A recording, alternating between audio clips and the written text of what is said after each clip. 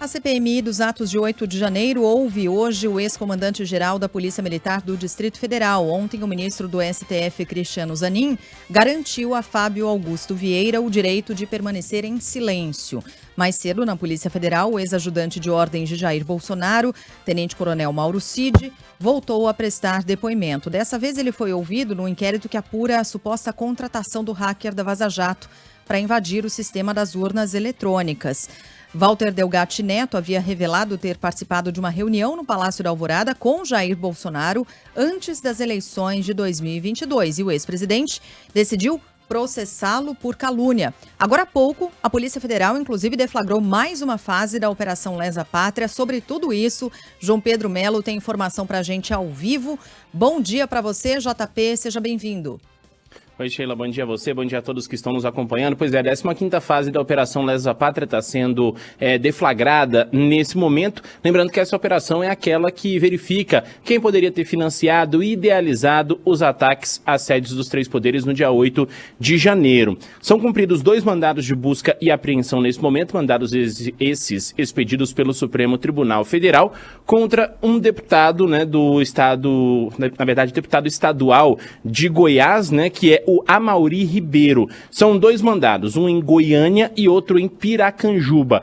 Esse nome do Amaury Ribeiro foi divulgado agora há pouco, então, por uma fonte da Polícia Federal. O que está sendo investigado nessa operação? Crime de abolição violenta do Estado Democrático de Direito, golpe de Estado, dano qualificado, associação criminosa, incitação ao crime, destruição e também deterioração ou inutilização de bem especialmente protegido e crimes da lei de terrorismo. Então, tudo isso está sendo apurado por essa Operação Lesa Pátria, que agora chega à sua 15ª fase. Bom, ainda sobre a questão da CPMI, hoje a gente vai ter o depoimento de já estou confundindo os nomes, de Fábio Augusto Vieira. Ele que era o comandante da Polícia Militar do Distrito Federal no dia dos atos do dia 8 de janeiro e teria sido responsável por retirar as viaturas ali da frente do Supremo Tribunal Federal. A gente lembra que ele disse à época que iria pegar munição, que iria recarregar ali as viaturas, mas isso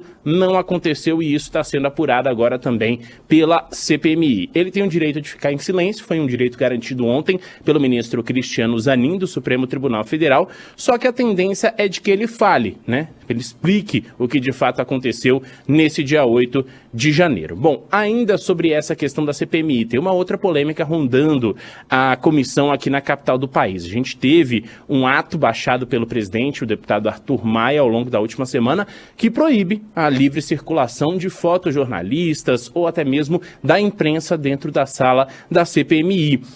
O Arthur Maia, ao baixar esse ato, ele cita uma série de dados que poderiam levar àquela decisão, dizendo que é reservado o sigilo aos parlamentares que estão ali participando da comissão. Por que ele tomou essa decisão? Porque na semana passada, um fotógrafo que presta serviço à Empresa Brasil de Comunicação, Lula Marx, teria flagrado uma conversa do senador Jorge Seife, uma conversa de WhatsApp, uma conversa de aplicativo de internet. Essa conversa, obviamente, foi publicada, assim como já aconteceu em diversas outras ocasiões. A gente teve no impeachment da Dilma, por exemplo, ali dentro do plenário do Senado, vários fotojornalistas que fotografaram alguma conversa ali que era de cunho privado, mas que acabou se tornando ali pública. Diante dessa situação, Jorge Seife não gostou, reclamou com Arthur Maia e Arthur Maia, então, proibiu a circulação de jornalistas. As associações de jornalistas, o Sindicato dos Jornalistas, obviamente diz que isso é censura à imprensa. Arthur Maia diz que não vai comentar esse caso, comentar essa situação, mas até o momento o que a gente tem de concreto? Está proibida a livre circulação de jornalistas na sala da CPMI, coisa que nunca aconteceu aqui no Congresso Nacional, e agora a expectativa é de que se tenha ali um meio termo, com relação a essa questão, para que, de fato, os jornalistas, a imprensa, não seja censurada durante o trabalho que faz ali cobrindo a CPMI do 8 de janeiro. Então, esse é um ponto que está movimentando bastante o noticiário aqui da capital do país, eu diria que até mais do que os depoimentos que vamos acompanhar ao longo dessa semana. Agora, na questão dos depoimentos, grande expectativa para quinta-feira, JP? Para o depoimento de 8 pessoas simultaneamente no inquérito que apura a venda ilegal de joias recebidas pelo ex-presidente Jair Bolsonaro. Veja que foram chamados para depor, todos ao mesmo tempo, em salas diferentes.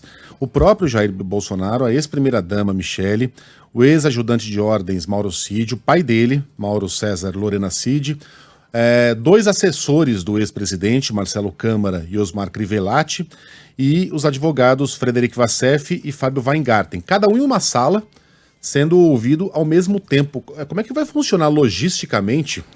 Chama o Pazuello. A organização desses depoimentos todos, hein, João Pedro?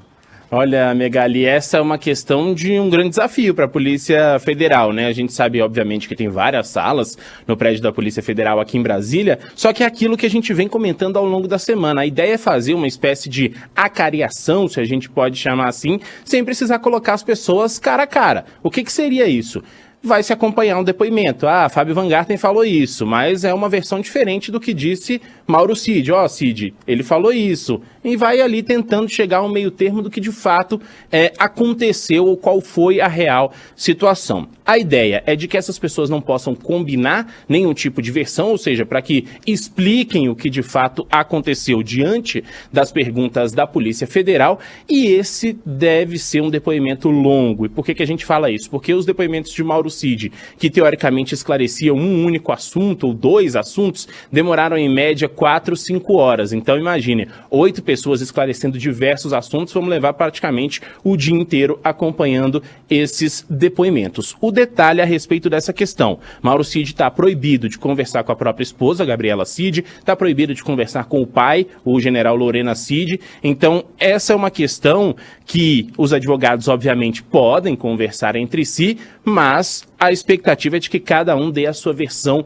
dos fatos, exatamente para evitar ali uma combinação de versão, evitar que cada um fale ali uma situação combinada. A ideia é que eles esclareçam mesmo o que aconteceu diante dessas situações. Aí vamos ter joias, vamos falar da questão do 8 de janeiro, falar de um monte de situações. Então, como a gente falou, tendência de depoimentos longos ao longo da próxima quinta-feira. Valeu, João Pedro. Valeu, um grande abraço. Abraço para você. Bom, ainda nessa segunda-feira, o ministro Nunes Marques, do Supremo Tribunal Federal, liberou para julgamento as 6 primeiras ações penais contra os envolvidos na invasão às sedes dos 3 poderes. Agora cabe à presidente do STF, Rosa Weber, marcar a data para a análise dos casos, quando os ministros vão decidir se os réus, a maioria apontada como executora dos ataques, serão condenados ou absolvidos. Todos são acusados de crimes como associação criminosa, abolição violenta do Estado Democrático de Direito, golpe de Estado, dano qualificado e destruição do patrimônio público. Somadas, as penas podem chegar a 30 anos de prisão. Para a Procuradoria-Geral da República, os atos foram planejados com antecedência, com o claro propósito de tomada de poder.